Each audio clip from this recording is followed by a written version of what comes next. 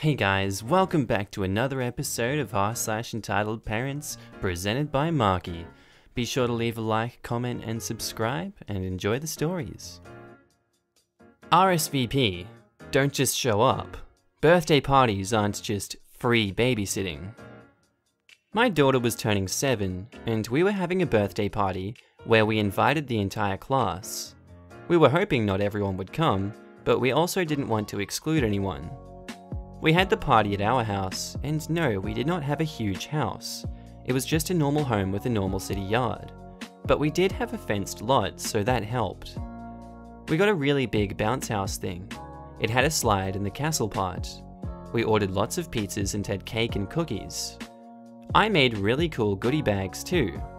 We sent out invitations with clearly marked directions that RSVP is required and the due date for all RSVPs.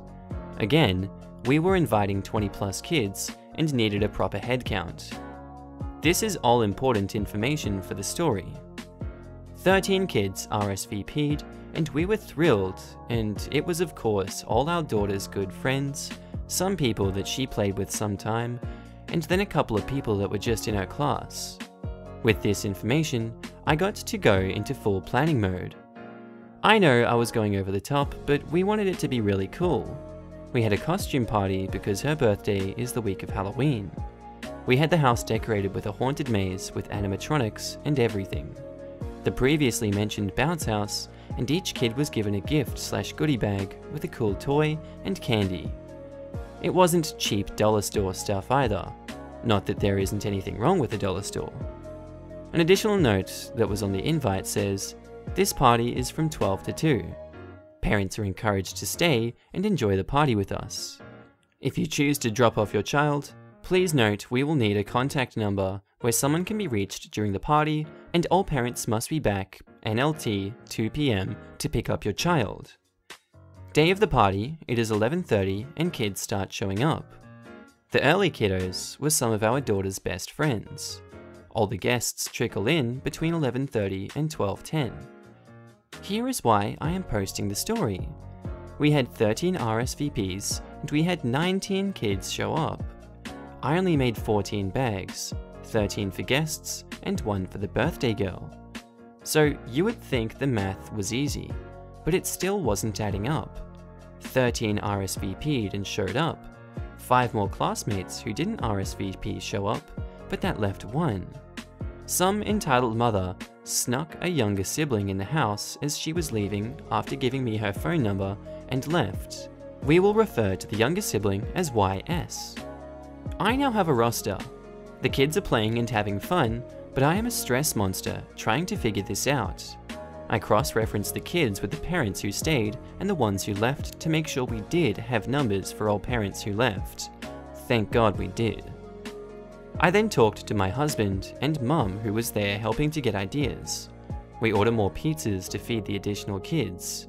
No additional parents stayed, go figure, they didn't RSVP, and now they were basically using us for free daycare. We did have enough cake and goodies because I overdo most things. The only thing we didn't have was the gift bags, and I actually felt bad. I worried about how the other kids would feel, but we came up with a good fix. All the other kids who RSVP'd would get their bags quietly on their way home.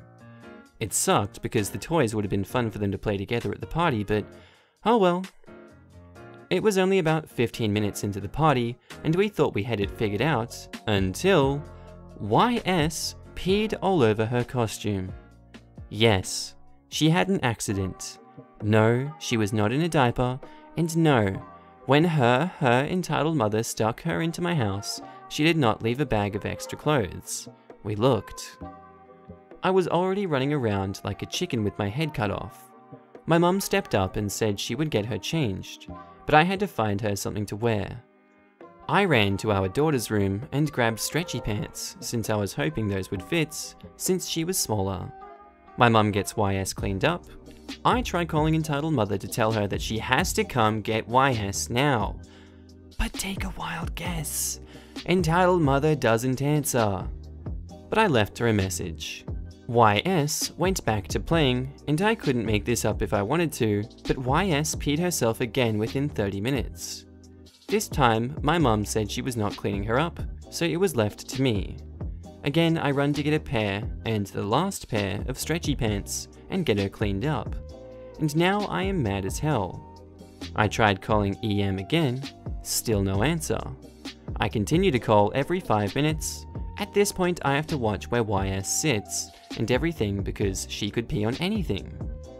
Thankfully, all the other mums were helping ask if YS needed to go potty and kept talking to her, but we were limiting the amount YS drank.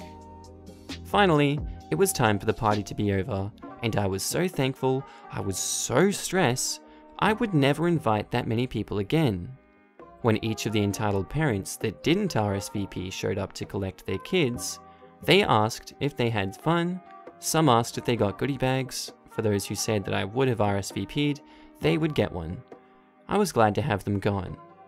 Now, when entitled mother finally showed up, 2:10, I was not friendly. I informed her that her actions are unexcitable. Not only did she not RSVP, she snuck YS in, she did not answer her phone, and now she was late. She is lucky I didn't call the police about an abandoned kid. I told her she would never be invited back, and I let the other parents know what she pulled. We invited our daughter's good friends to stay and play and watch movies when everyone else left. They did, and everyone relaxed and had fun. Entitled mother tries to take my priority seat. Priority seats are for the disabled, elderly, expecting mothers, and those with infants. That is what the sign on the train said, and something important to remember. I was on the subway in Japan, and you can tell by looking at me that I'm a disabled person. I use a custom-made brace on my leg, a crane, and back brace. To put it simply, I'll be losing the ability to walk soon, and I want to do as much as I can. After a day of sightseeing, I get on a subway and see that there is priority seating still left. Seeing that there is no elders heading to it, I sit down, and God, it felt good. Now, I will be on this train for about an hour, and I pulled out my phone to read. Entitled mother gets on at the next stop with a man, a stroller, and a boy looking maybe 7. Seeing that she has to find up her stroller, she looks annoyed. But seeing that there's no seats open, she looks dang right ticked. One look at me, I'm 25, and I look it. She begins to scoff and say loudly, "I thought there was priority seating on this train. Guess me and my child can't sit down. Would be nice to have priority seating available for mothers."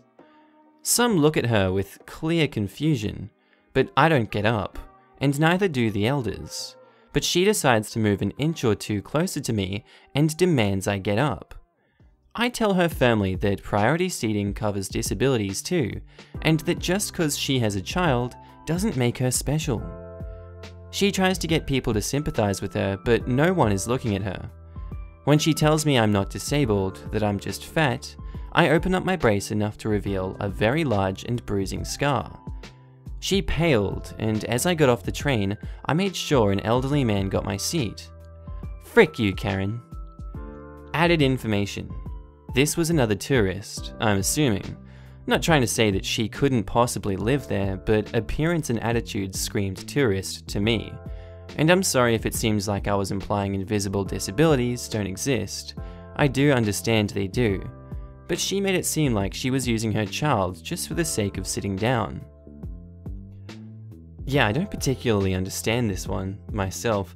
I don't get that people would just go out in public and shame you like that. Like, why do people go out in public and do that?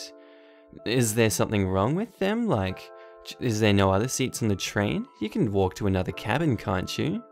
Like, I don't understand how Karens can come out and just attack people like that. Have you guys ever had any experiences like that on public transport at all? Like, I'd love to hear it in the comments section. Yeah, just write something below. Tell me what you guys have experienced out there in the world. I want to hear all your experiences with crazy Karens. Anyway guys, I hope you enjoyed that episode today. Tell me what you think of this one down in the description below. Tell me any of your crazy Karen stories and I might feature you in the next episode or something. Anyway, that's all there is for today, and I hope you're enjoying this new content. Sorry that the videos are a lot shorter than they were before, but this is me trying to change with the times, and things are ever evolving on YouTube. So if you want to support the channel, please drop me a like, please drop me a subscribe, and I'll get back to you with some more new content. Hope you guys are all having a good day, and I'll see you in the next episode. Bye!